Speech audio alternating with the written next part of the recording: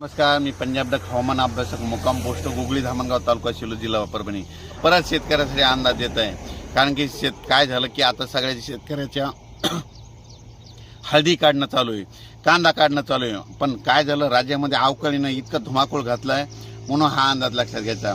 म्हणजे आणखीन शेतकऱ्याला सांगतो की 24, 25 आणि 26 आणखीन 3 दिवस आपल्या परभणी जिल्ह्यामध्ये, जालना जिल्ह्यामध्ये, हिंगोली जिल्ह्यामध्ये आणि महाराष्ट्रामध्ये तुरळक ठिकाणी अवकाळी पाऊस आहे म्हणून हा अंदाज लक्षात घ्यायचा.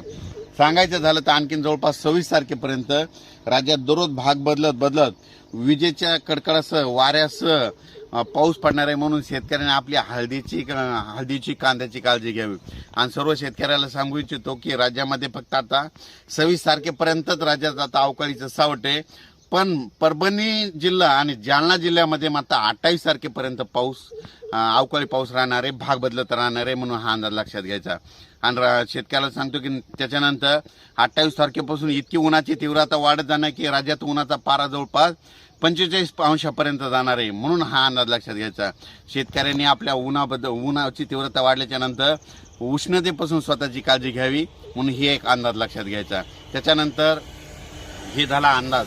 आता सर्व परभणी लोकसभा मतदारसंघातील सर्व शेतकऱ्याला सांगू इच्छितो की मी परभणी मतदारसंघात वंचित बहुजन आघाडी कोण